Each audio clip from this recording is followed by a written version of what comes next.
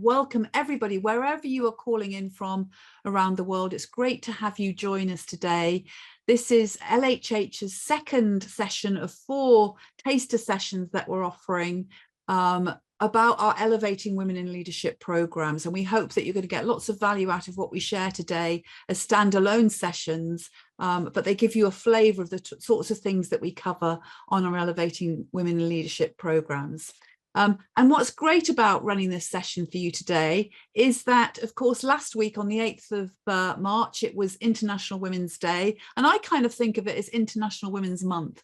So it's really fabulous that we're having these taster sessions every week this month. And the theme for this year is Embrace Equity, which is really all about making sure that people have equal chances to succeed and be their best.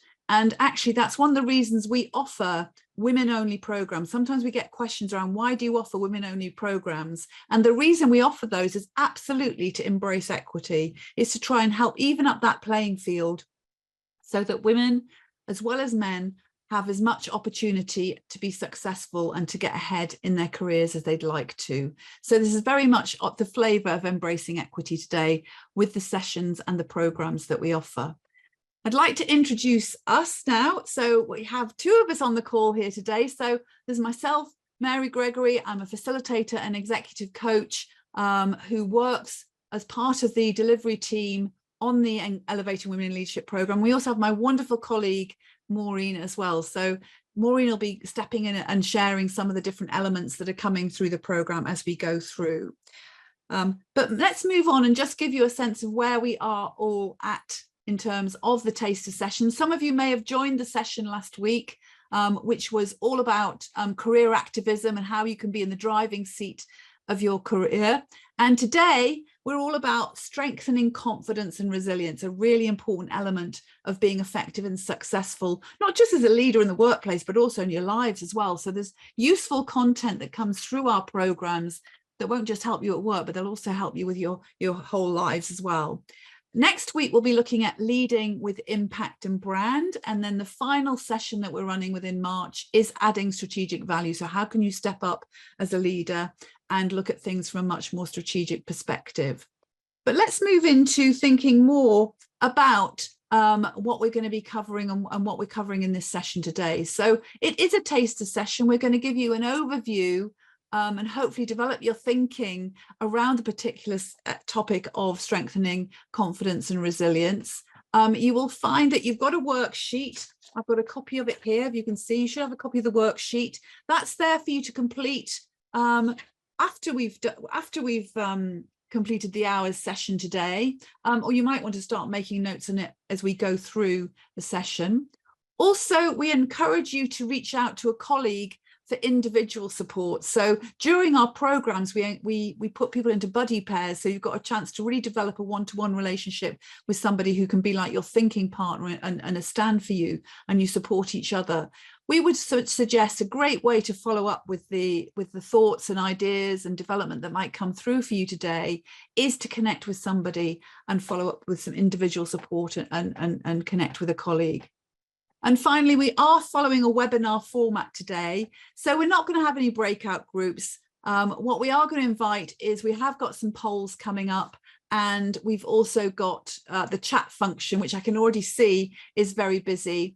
And as well as Maureen and I on the call today, we've also got Graham in the background who'll be keeping an eye on the chat function for us and also making sure the polls go smoothly as well. So let's give you a sense of where we are in terms of the program that we've been sharing with you. So last week we looked at career activism. And as you can see from the program that we've got here, that we've got the slide up here, that between that and the next session, the next workshop, we have what is called a discovery session. So the idea of how our programs work is that it's not just about the workshop connection that you make and the work that's done in those workshops, but it's also about what do you do in between when you're back at work? How are you applying the learning? What action are you taking? And we have our discovery sessions in between workshops as an opportunity for people to come and share their successes, to also bring any challenges they might be facing, and to use the collective wisdom of the group to work on those challenges and to share the learning that's coming through from all of those. So it's very useful that we have those sessions. They really provide value to our participants that come through on those workshops, and it's a great way to make sure the learning experience is very personalized and connected completely to what people want to get from the program.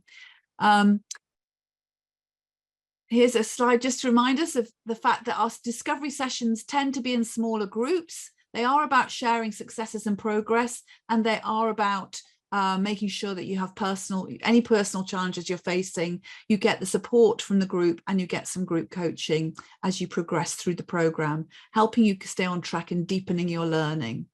And then once we've completed the discovery session, we then move into another set of pre-work. And in this case, it's looking at your strength scope, which is a particular psychometric tool, a very really easy, simple one to understand that helps you identify your strengths. And that tunes right into the whole workshop of strengthening confidence and resilience, which is what we do next. So that goes out a couple of weeks before the actual workshop, and then we move into the workshop itself. And the overall aims of the workshop are to be providing you with that whole idea of building your confidence through utilizing your key strengths. So we're not necessarily taught as children to always focus on our strengths. We're often focusing on the gaps of the things we can't do. But we really want to encourage you during our programs that you focus on the strengths and the things that are within your capacity to strengthen and make a difference with, because that's what's going to give you energy, and that's what's going to help you be at your best.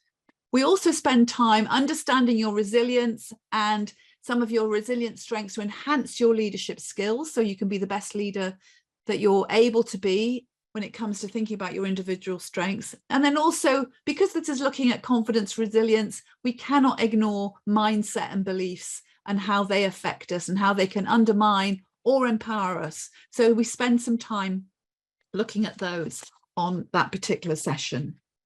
So the way the session kicks off is that we have a welcome back moment. And usually at this point, we'll be inviting people to share anything they want to share in terms of coming back into the room and getting reconnected with each other. But then we move into a quick icebreaker, which is all about inviting people to identify what their energy levels are like. And so we do that as an annotate exercise when we're working online to get people to recognize what is actually going on for them. Where are their energy? Is their energy at number 5, which is full throttle, or are they down maybe more towards number 1? And we get a sense of where the group is on the day in terms of what their energy is like. We then move into thinking about, well, why do we want to explore this topic of resilience and confidence? And we identify some gender differences. So, you know, what we've noticed about for women, particularly from the research that comes through quite consistently, is that women tend to doubt their own potential much more than men do. Doesn't mean men don't. I've certainly coached men who can be doubting of their own potential, but women just tend to do it more than men do. And also, this is probably dates back to times in the mid-80s when there was that book that came out called Superwoman, which is all about, you know, stop being yourself, start being more like the way other people do it, and strive to be that superwoman. But there's still some legacy of women trying to be able to do everything. So think about all the plates that women are spinning. So women are trying to be excellent at all of those spinning the plates. And that can sometimes be very, very draining on women and stops them again from being fully energized and being able to be fully resourced. And then finally, the final point there is that women tend to ruminate. I don't know whether you're guilty of that. I know I'm certainly guilty of that. They ruminate on negative thoughts. They let them get out of control, can just get over analytical and overthinking situations. And it's not that men don't ever do any of those things, but research demonstrates that women just do it much, much more than men do. So then, having considered the gender differences, we then move on to have a look at what does confidence and resilience mean. So we've got two interpretations here. One is that confidence is all about the belief in yourself, and your abilities, that feeling of self-reliance and self-assurance. It's all about the self-belief remaining intact no matter what the outcome is. So, you know, you're open to the fact that you're going to try things might not always go wrong. You don't let that define you. You still have that sense of confidence and are able to take on the behaviors that demonstrate confidence as well. And then the idea of resilience is that you respond to life and to whatever challenges you're facing with determination, and actually you use them as learning opportunities from which you actually grow. There's a great saying by Eleanor Roosevelt, which is that women are like tea bags. You put them in hot water and they only get stronger. And that's the whole essence of how we approach resilience, is that you take that learning approach, which is why mindset is so crucial to that. And you emerge from that experience stronger, wiser, having developed new skills and talents. So that takes us through to thinking more about strengths. And I'm going to pass over to Maureen now, who's going to give us some more insight into what we do on the programme with regards to strengths. Thank you, Mary, for that great introduction. So when we get to this point, the way we kick off with looking at confidence and resilience is really to start looking at our strengths. And we believe with this EVO program that focusing on a strengths approach is a foundation, a strong foundation to help you strengthen your confidence. So we'd like you to consider the following question. So how does knowing your strengths help us lead with confidence? So I want you to share your thoughts in the chat around how knowing your strengths will help you lead with confidence and more confidence as a leader. And as you do that, and whilst you're popping things in the chat, I'm going to share a really interesting story here around why focusing on your strengths is so valuable. So as you can see this in this picture here, this shows the picture of Daley Thompson, who many of you might know is one of the greatest decathletes of all time. And a decathlon, as you might probably know, is 10 events long, and it's run over a series of days where you build up points depending on how you're doing in different events. And in 1980, it was Daley Thompson's first Olympics. And his coach had said to him, "What do you want to do?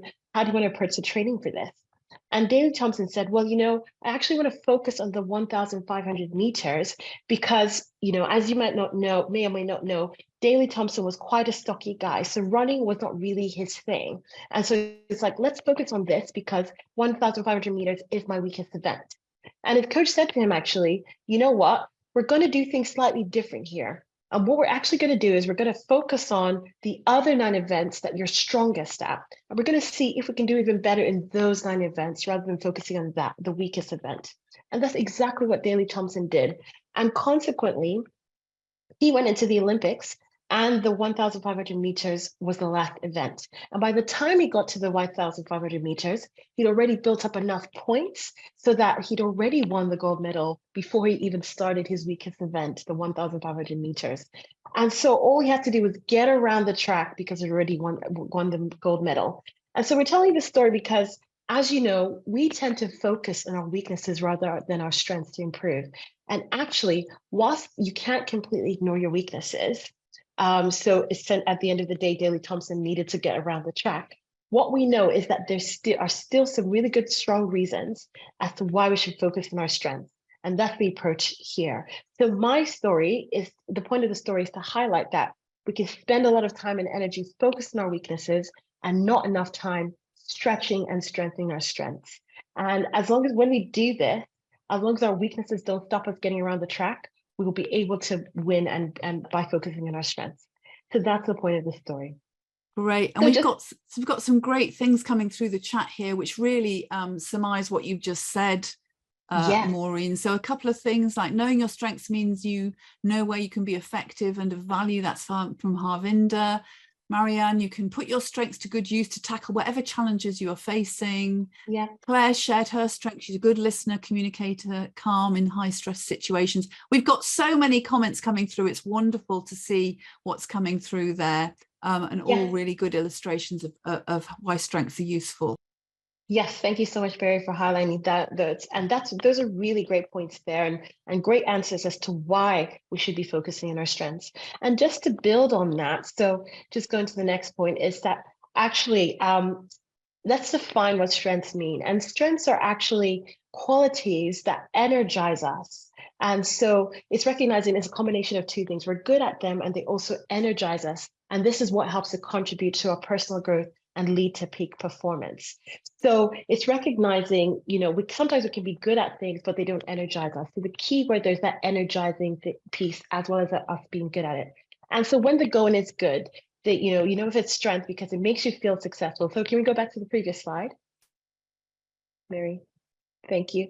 So it's just recognizing that it helps you to makes you feel successful, helps you to excel at what you're good at, and it also fully engages you. So when you're doing it, so you often find yourself in a flow state and an energized state. So especially another key thing is that when we're in challenging times or under pressure, they boost our confidence, our resilience and resourcefulness. And also in our relationships, they enable us to show up authentically as our full selves and build our unique value in the eyes of those we work with. So because we're able to sit in that space of being authentic, of being operating in a space where we're our best selves, we're able to show up and excel at what we do. So essentially, if we go to the next slide, essentially one way to, they help us to excel. And essentially for what we tend to do as part of this program to help you do that is to recommend the use of an assessment tool to help you identify your strengths. And a tool we usually use for this is StrengthScope, which is the most popular with the clients that we work with. But sometimes it might be other tools for different groups like Guide Strengths. So sorry, going back to that same slide, the previous slide, Mary. So, we can't give you all StrengthScope, but what you could reflect on is we can't give you a StrengthScope, but what you could reflect on for yourselves is thinking of what your strengths are and how you can identify what they are and how you can be in flow. So as you can see from this diagram here, it shows the overlap of 3 key elements. So knowing your strengths, organizational goals, and job-specific competencies. And that sweet spot in the center is called your zone of peak performance or being in flow. And so when you're able to know these different elements and get that sweet spot, that helps you to align yourself with the work that you do in a way that you're actually most energized and time flies by and you're firing on all cylinders, okay? So then this is again, something you can use to be at your best self. In the worksheet that we sent you, we've asked you some questions about how you can then stretch your strengths and make them more visible to others and do more of them. So I advise you, if you haven't done it already, to use that to reflect on that. We can now go to the next question. The next slide, yep.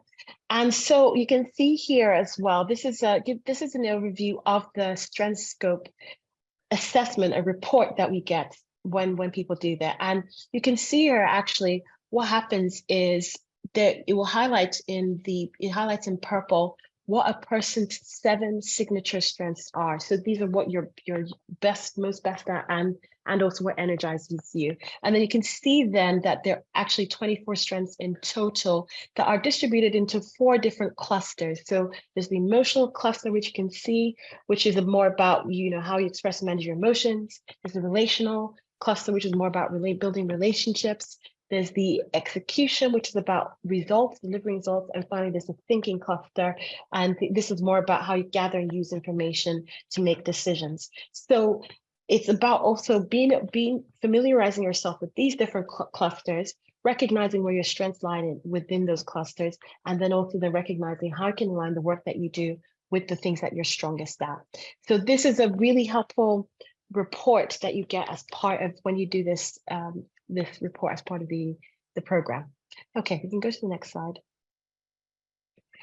Another important thing to recognize as well is we then have a breakout session. And then what we do is we have an opportunity to share insights that we've had from one-to-one sessions. So just to highlight, once you have that report, you would have a one-to-one session with someone like myself or with Mary, so one of the coaches, and we talk through your individual strengths and how to dial them up where necessary, and also how to identify the areas for development and how to work on dialing those down. And so once we've had that, we come back into the session in groups, and what you'll do is you're going to share in groups with the other women what insights you've learned from your one-to-one sessions, and also how you can start to stretch those strengths. So that's again how you can dial those up, use your strengths in different ways, what skills and knowledge, and also identify what skills and knowledge you might need to develop to optimize your strengths. Okay, so next slide. Another important thing to realize is when we're talking about strengths, that sometimes as much as our strengths are good, they can be overplayed. And when they're overplayed, they start to work against us and or limit our effectiveness. So these can maybe detract us from having our impact. So it's important to realize that often our weaknesses are really our strengths in overdrive. And overdone strengths occur when we use our strength in the wrong way or at the wrong time. And this unintentionally undermines our performance, our relationships, and results. So for example, two of my key strengths are empathy and compassion. But when these are in overdrive, what can happen is I can end up pouring a lot into others and then not giving enough time for myself, which doesn't give me enough energy to recharge, which is something Mary's going to pick up on. So then that can then limit my performance. So an important thing in knowing how to manage my strengths in those areas is knowing how to be careful in not making sure that I'm making space for myself, that I'm creating time. And the report gives you examples on how you can work on limiting your weaknesses and also operate in a healthy space within your strengths. So what we do in this session is really talk about that. And then you get into pairs to talk about how your strengths show up in overdrive and how you can work together to minimize that. So just the next slide. Here's finally we go through some tips on how to manage your strengths from being overplayed. And so some key ways to do this is to, first of all, observe, discover, and think before acting. So it's about raising your self-awareness. And again, that's an important part. This is why it's so important to name your strengths. Once you're becoming more familiar with that language, then you're able to really understand and think about things beforehand. Know the triggers as well. So knowing what could maybe put you in a place of weakness and recognize what it looks like for you. So again, recognizing what happens when your strength is in overdrive. So like I mentioned, when my empathy and compassion is in overdrive, I end up feeling quite depleted. So again, it's about understanding what that looks like and inviting feedback from others as well is such a key part. So what you're going to have as well is have a 360, a strength scope 360, where you're actually able to send out your report, an element of the report for others in your teams, so your leaders and people in your teams to report back and feedback on the strengths that they see in you. And finally, to identify and challenge unproductive habits and routines. Again, the report gives you really good key points for you to work on with each strength. And that's part of the one-to-one session we'll have is talking about how do we align these with your career goals and aspiration and leadership goals and put it into context. Okay, handing back to you, Mary. Thank you so much, Maureen. That was fantastic to tell us so much about the strengths and strength scope and how it works for us. We've had lots of comments in the chat. I'd firstly just like to acknowledge we have got some technical issues with the chat in that it's not sharing to everybody for some reason. We don't know why that's not happening, but we as the hosts are seeing it. So I'm going to say we've been overwhelmed with comments about strengths and why they're important. So I'm going to mention a couple more because I only mentioned a couple before, but Helen Gilbert said, knowing your strengths gives you confidence that you can do that you will do those tasks well. So it does absolutely give you an underlying confidence. Ramona's mentioned strengths are your natural talents, what you're naturally great at. Therefore, leveraging your natural talents means confidence, energy, and uniqueness. I love that. Certainly about you being unique, your own absolute USP.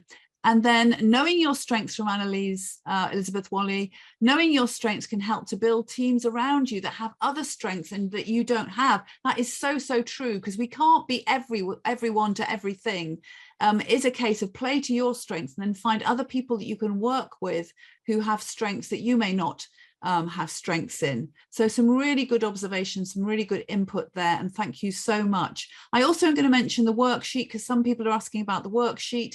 That has now been posted in the chat, so you should be able to see that and be able to use that for yourself. I just I want to see another comment from Rosilla here. Love that my weaknesses are my strengths in overdrive. Absolutely, strengths and weaknesses are so closely aligned. Now, one of the things that Maureen mentioned was that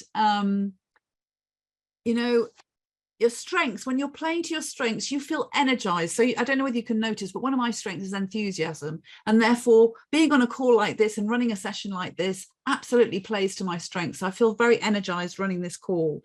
So the next thing we're going to think about is our energy and how we look after our energy. And the first way we start to look at that on the program is to think about the many, many roles that you're playing in your life. And this is a great quote from Sophie Kinsella, who wrote Diary of a Shockaholic.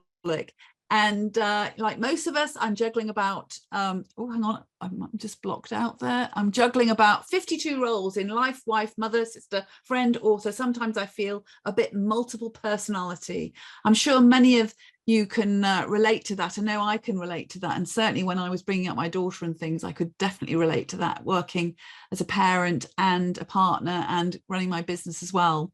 So what we introduce here is a model. Now, this is quite an old model that we introduced, but the reason we like it is that it gives you a flavor of the many different roles that we play in life and the different ages that we play those different roles. So, for example, you know, in your early years, you are a child. Your job is to be a child and you're looked after, but you then go to school and you start to study, and then maybe you leave school, you become a student, and you know you become, you know, more involved in leisure and things. So there's the leisurite element, and then you move into, as you mature and get older, you maybe take more concern about society and your community in a whole and become a good citizen. But there's also that phase where you're working, you've got a working life, and all these different circles relate. The size of the circle kind of relates to the amount of energy each of these roles might potentially take from you. And they're looking at partner, you're looking at parent, you're looking at homemaker.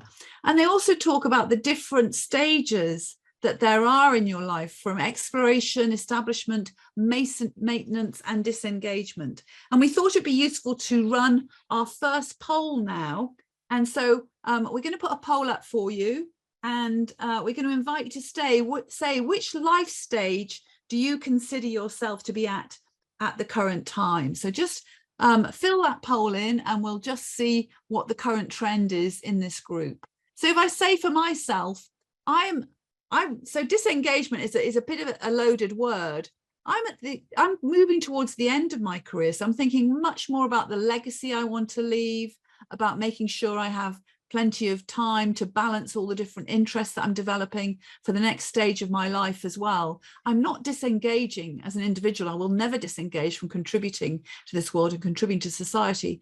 But what I'm focusing on may be different to what someone might be focusing on when they're in exploration. So let's just see what the current trend is in terms of what's in this group. So we've got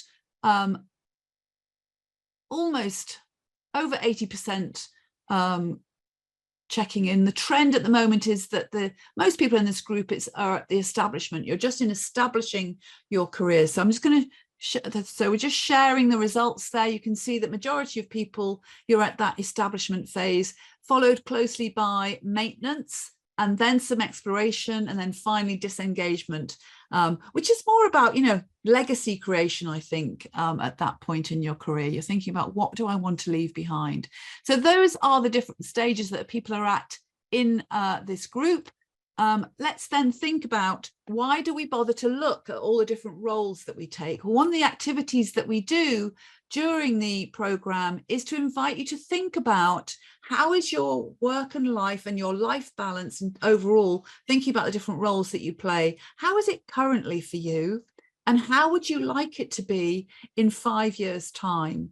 And during the program, we give you a chance to think about that individually and to actually draw what we call our time pies. So if I just show you on the next page, we've got just here current roles. So we've got an example here where someone's their worker is to the majority of their life, but ideally they'd like to reduce the size of their working time and have more time for leisure, more time for parenting, more time with partner. So it's about, how can you adjust and think about, what would you ideally like to do?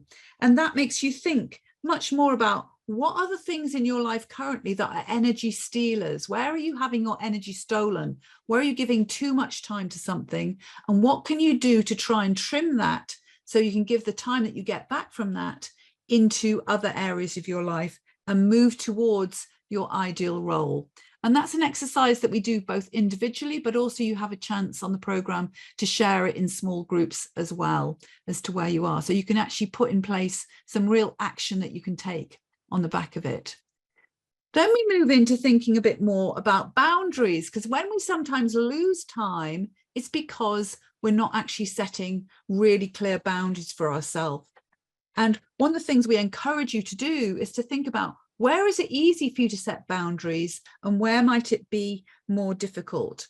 So, for example, boundaries are anything to do with, time is a boundary. So how much time am I giving something? Energy is a boundary. How much energy am I giving to something? The way people treat us are boundaries. Do I allow people to make fun of me or not? And there'll be different people in our lives that we might allow that to happen. We might not allow people at work to do that, for example. So there'll be different expectations and needs that we have that we will set boundaries around, dependent on what's important for us and our values. But there's something about how can you manage your boundaries? Where might you need to be firmer with your boundaries, and where might you need, where can you afford to be more flexible? So, for example, when I was bringing up my daughter and I was working, I knew that come 5 o'clock, 5:30, I had a hard deadline. I had to leave to go and collect her from childcare. There was no question of that being negotiable. It was a hard boundary that I had, and I had to be really clear with people at work that that's what happened, and that I couldn't attend meetings that might take me late into the evening, etc. So that was a hard boundary. But then there are other things that at work that might have been more flexible. So, for example, taking on a new project, I might think, well, actually, let me explore that. What's the rest of my workload like? Is there something I can give up on, or they can put down the priority list in order to take on this new project or whatever? That's a boundary that might be negotiable for me. So similarly, for you, it's useful to think about what boundaries you can put in place. Where might there be boundaries that you want to make that are firmer and harder for yourself, and where can you be more flexible? So we're going to invite you to just share in the chat boundaries that you hold in place, boundaries that you might like to hold in place and hold them more firmly. And in the and we'll come to the chat, and I'll read a few out in a minute, but in the session we actually get you to consider your boundaries and where there might be energy loss. Where might you be losing out on energy because you need to make sure that you set a boundary more firmly, and you need to preserve that boundary. So I'll just have a quick look in the chat and see what's coming up there in relation to boundaries. Oh, so someone's put here about boundaries around negative people. So that's a really good one, Maria. That's about, people that give you energy and people you drain your energy. You've got to be very careful with your boundaries around those that drain your energy. Karina also has a 5 p.m. cutoff because she goes for a dog walk, which sounds wonderful. And Marianne, where did you get those labels? Oh, the labels are from research from a long time ago, Liz. They are a bit out of date, so I wouldn't take them too seriously, but they give us an idea of the roles that we take. Same as your examples around childcare, so quite a few going on about childcare. Kimberly has protected time with family and never wavers from that. That's really, really good to hear, Kimberly. No work after 5 o'clock on a Friday. That's from Natalie. Time for learning, really, really important. Laura says she's uncomfortable using childcare children as a boundary because she feels it sounds like an excuse, and her male co-workers discuss shifts with the leadership team about something going on about her finishing at 5, and it's mentioned by the hard top for childcare. Him finishing at 5 is just his hours. That's true, actually. If your hours are 5 o'clock, there's absolutely no reason to finish at that time. Perfectly good that you're able to assert yourself there, Laura, and say that. So I think that's a very good comment that you've put in there. And we've got loads more coming through. I'll see if we've got time to come back to them at the end. I'm just conscious of time and want to make sure we allow enough time for everything that we want to cover. Because the final thing that we cover on energy, of course, is thinking about our different types of energy. And in fact, some would say that actually managing your energy is more important than managing your time. And one of the things we do as pre-work is invite you to complete a questionnaire that gets you to think about which energy bucket or which type of energy do you spend most time fulfilling, and which needs more topping up.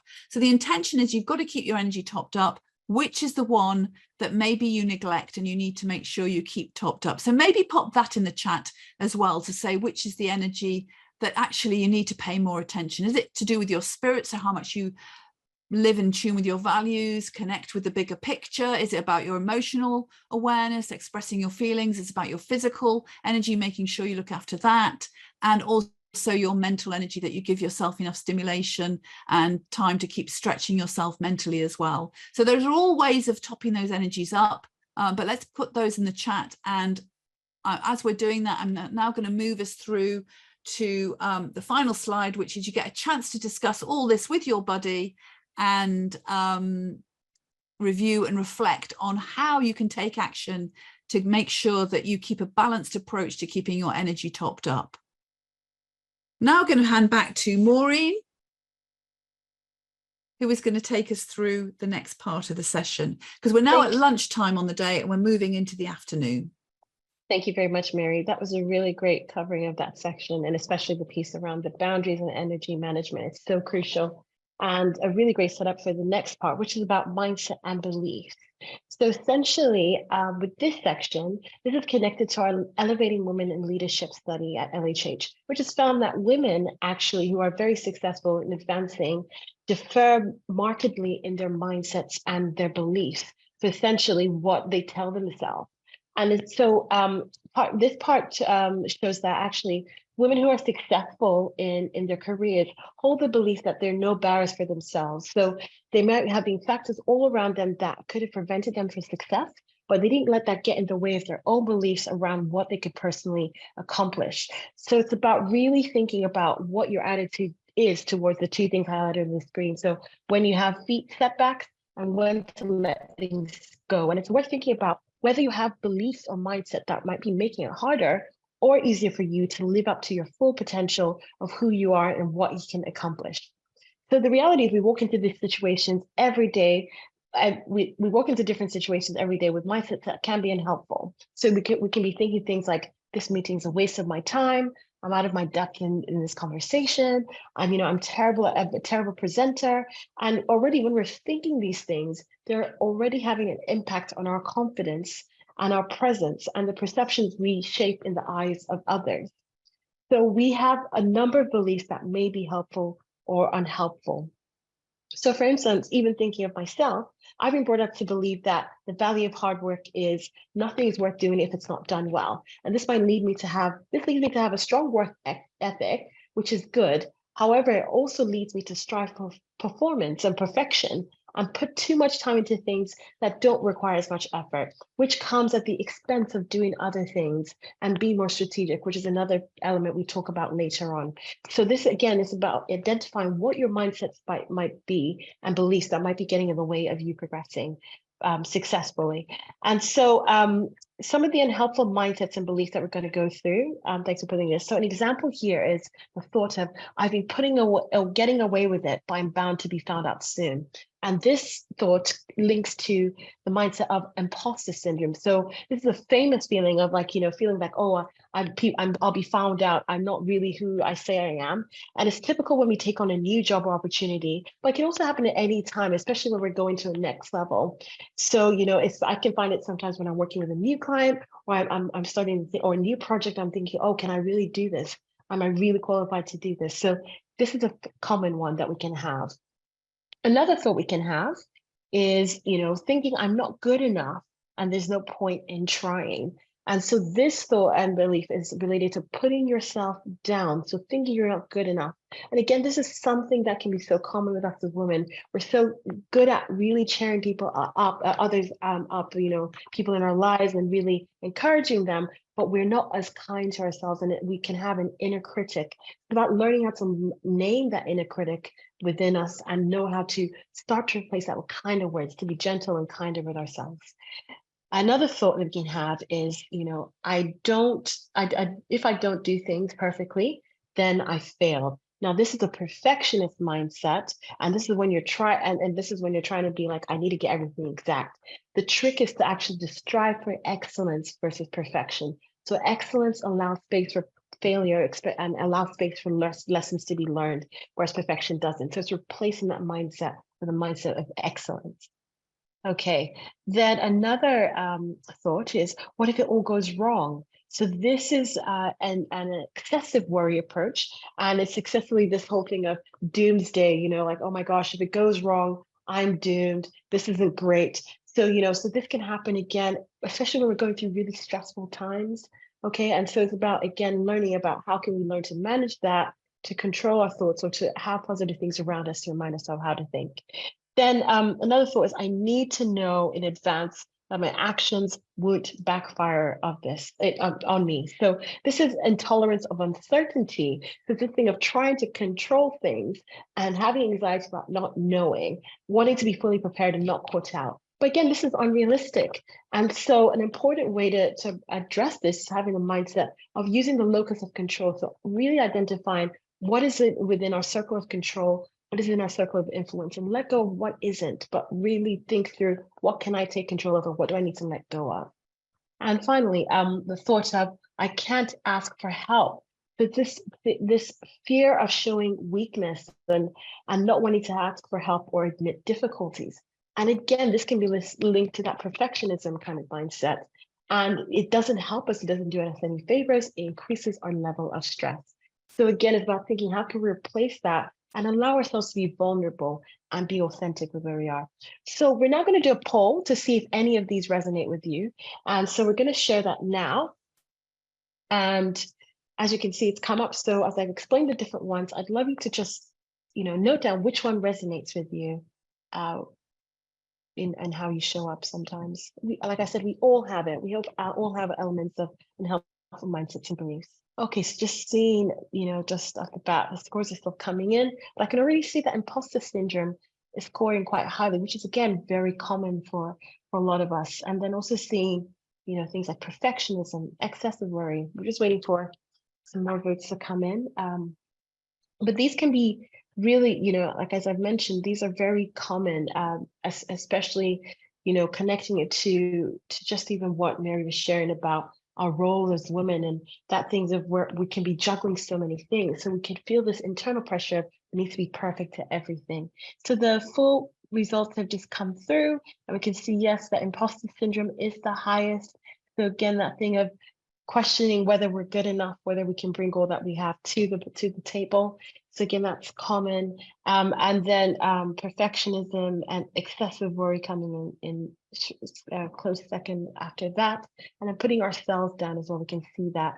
So the great thing about what we do in this is we really, in the workshop, I'm going to hand over to Mary now, but we talk through how we can reframe these limiting mindsets and beliefs. Well, the first point is the self-awareness, which is what we've done here. Okay, over to you, Mary. Thank you so much. I also want to thank everybody for their comments in the chat. I noticed that you can share with everybody now, which is great. It's really good to see this is really resonating with people, what we're sharing here at the moment. So yeah, we've all got loud inner voices, I think, going on. But let's look now at what we can do about that. And one of the exercises we do during the program is to look at how we can what we call is reframe self-limiting mindsets and beliefs. And this is the whole sense of, when life hands you a lemon, make lemonade. And this is kind of making lemonade, but doing it in a mindset kind of way. So we've got some examples here of how we can reframe. So for example, we might say, I've been getting away with it, but I'm bound to be found out soon. Reframe that and think about, I may not know all the answers, but I know enough to find out. And then another example is, I'm not good enough. There's no point in trying, always putting yourself down. I have strengths and I have much to offer. And that is one of the reasons we focus on strengths, is to remind you, you're a treasure chest of strengths and qualities. And we want to make sure that you keep reminding yourself of that. And that's a way to reframe it. And what if it all goes wrong? Well, if it goes wrong, I can deal with that and learn from it. And actually the whole idea of the growth mindset, where you're just open to what's happening and success is in the can. I haven't done that yet, but I can do it if I keep learning from it. And then finally, I don't do things perfectly, then I'll have failed. Making a mistake is all part of how I learn and grow. And in fact, I'm sure lots of people can resonate. The times I've gone through the biggest mistakes and the biggest sort of downturns have been the times I've definitely grown most as an individual. I bet lots of people can resonate with that thought. It tends to be, we do learn from things when they don't go the way we expect them to. So it's a real opportunity to grow and utilize your strengths in those situations. So once we've gone through introducing the idea of reframing on our program, we then invite people to get into partner sessions and think about a particular unhelpful thought that you possess and what you can do to actually reframe that for yourself, how you can move yourself into a more positive state, and also think about some strategies you can take that will leverage you to help you move forward and take some action when you get back into work.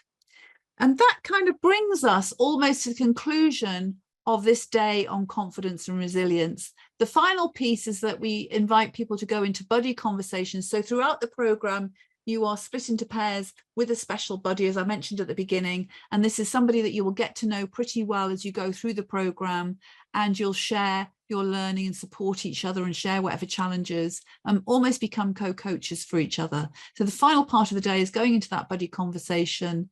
And that takes us through to the end of the day on confidence and resilience.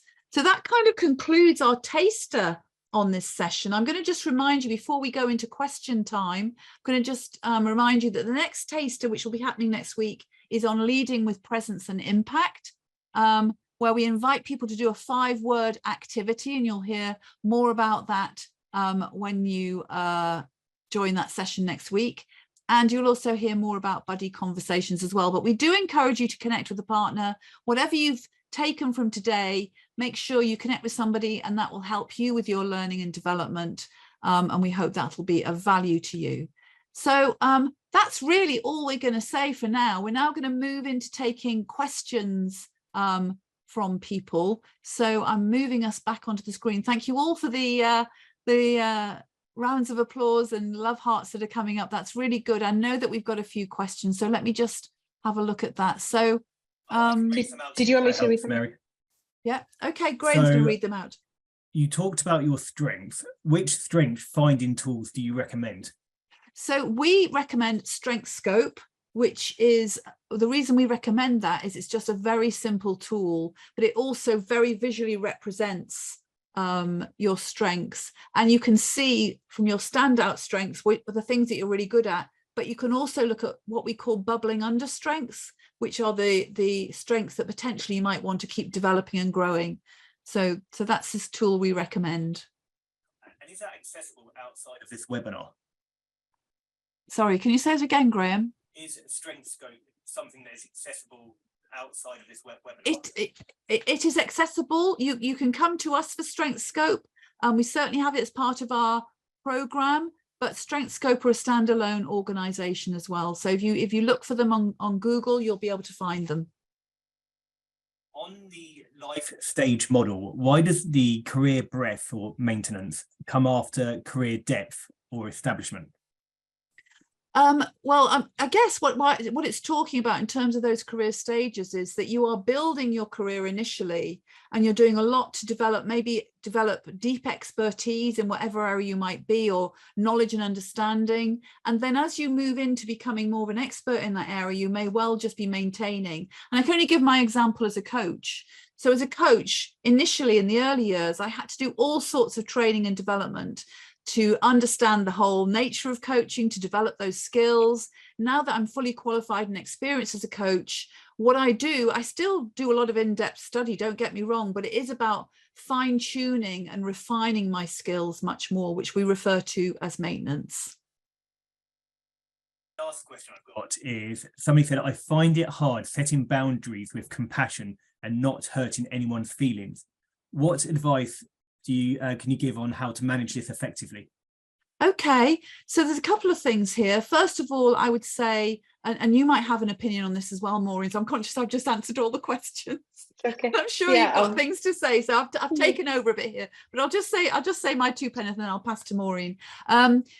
With regards to boundaries, first of all, compassion starts with yourself. You have to practice self-compassion, because if you don't, you're going to burn out. That's the ultimate price of not setting boundaries. So practice self-compassion. There's also reminding yourself that boundaries work for everybody, because if you burn out, you're going to be no good for anybody else. So your organization want you to be your best. Therefore, to be your best, boundaries are absolutely mandatory. You've got to be able to set them. I mean, the easiest way that I would say to set them with compassion is when someone asks you to do something and you know you're at full capacity, there's no way, acknowledge them, thank them for asking you. That's a, you know, acknowledge the fact they've come to you. That's a real compliment in itself. Yeah, so thank them. It makes sense that they're asking you, and then say, give the honest reason as to why you're not able to take that work on and you're saying no. Maureen, I'm sure you've got more to add. Yeah, you said it really well there, Mary. But one bit I would add as well is that thing of, like you said, saying that thing, you know, being able to feed back compassionately is also practicing assertiveness. So sometimes, often when people have that, you know, I'm also compassionate is a strength for me. When it's an overdrive, I wouldn't have as much space for being compassionate to myself. So it's recognizing how can I be self-compassionate, but also practice assertiveness to be able to speak back and assert those boundaries that we are talking about. So, and that comes with practice, because sometimes, again, we're used to thinking of what are the mindsets and beliefs that might be keeping us trapped in behaving a certain way and thinking we have to do everything. So it's about exploring that too, and unpacking that to set those boundaries. So that's what I would add there. And just one more bit to add to the strength piece, because I know, like, yes, we definitely recommend strength scope, but I saw that someone had put in the chat had a question about Clifton's strengths. So that's Gallup Strength Finder. So that is also a good tool to use as well. And that can be sometimes be easier to access than the strength scope if you're not on the program. So that is something you can use too. And I would say that's helpful.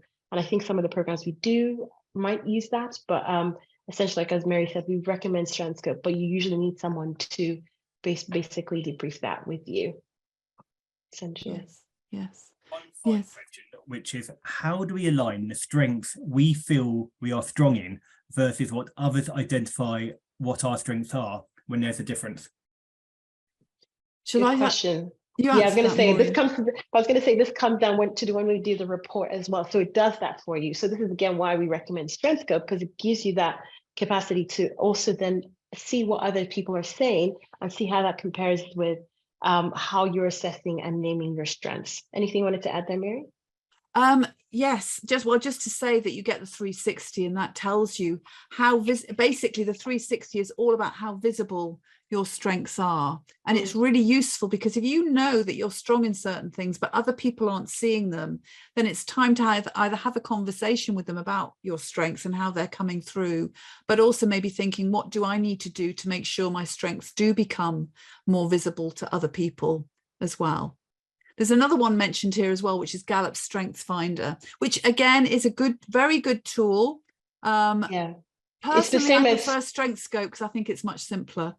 Yeah, I was going to say Gallup Strengths is the same as Clifton Strengths. They're the same company. Yes, agreeing with Mary. It's simpler, but I think, like I said, accessibility to Strength Scope is not as easy. So it's through programs like this one, or through connecting with Strength Scope directly. Whereas Gallup, I know you can do it through the website. Yes. So, very good. But then it doesn't. I know, for instance, Gallup doesn't have this 360 piece, which we talked about, which is where you can have others' feedback and then also measure the visibility of your strengths, which is such an important piece. Yeah. I've just seen Tracy Baker's question as well as a follow on from last week. Are there any good networks that you would recommend for women who join these sessions? So Tracy, that's a really great question. And I mean, we would recommend networks that are relevant to you and your work, and maybe professional networks that are there for women. So I know, for example, Women in TV is a network that, or Women in Broadcasting is a network that's available. But so there are specialized networks depending on people's professions or the industry they're working in. At LHH, we are literally in the process of setting up what we call a Ripple group, which is a LinkedIn group that we're going to start as a virtual network. And it's for all the alumni of people who've attended our programs to connect with. It's a way of staying in touch, but also there'll be maybe once a year we might meet once all together or whatever, but it's a virtual network. But there are lots of different women's networks out there. So start Googling it is what I would say is a good starting point. Yeah. Any other questions coming through? About, are there any tips on setting boundaries, i.e. say no to requests without automatically apologising? think a big thing I would say there is the practice piece, remember, because I said that's the assertiveness. So I think it's that thing of maybe thinking of even partner with someone who's good at that, and actually saying to them, can we talk through how you do that? And then also practicing yourself and running through it. Go have a practice session with someone, so that, because like I said, it's not something that might come naturally to you, especially if you're not being good at that. So you need to give yourself space to adjust and accommodate to that. Yes, I think that's, I absolutely agree. The more you practice, it's like, you think about you learn to drive a car. When you first learn to drive a car, it's almost cringeworthy or nerve-wracking when they ask you to change gear and stuff. But now, the more you do it automatically. So the same with setting boundaries. Just keep practicing it. Maybe get together with colleagues and friends who also find it difficult, and just keep practicing it with each other. But the statement of "thank you for asking me, it makes sense that you have," is a really good starting point to start the saying no, and then say no. And there's nothing wrong with saying, "I'm saying no on this occasion, and here's someone you could go and talk to who might be able," there's nothing wrong with being supportive of that person, but you don't have to apologize. Yeah, I just wanted to add to that as well, because I was someone who was also automatically apologize, and especially when I was sending message. And now I've been very conscious in the last few months of when I'm writing the messages, when I'm writing sorry, I'm like, okay, no, how can I write this without saying sorry? Just stating things as they are. So again, like I said, it's practice, and I've been practicing it. And as I'm doing that, it's getting easier. But I had to first of all be aware. I was always saying, "I'm sorry, I apologize for it." And I had to be like, okay, no, how can I set that boundary and be like, this is fine. How can I say this assertively without saying sorry? But I've had to consciously think about it. Yes. Practicing it. It is very conscious work. And we've got a lovely comment there from Vivian. "Focus on thanking them for thinking about you and explain why you cannot do it." Yeah, it's just like explain the facts of the situation, isn't it? Yeah, the facts. That's always helpful.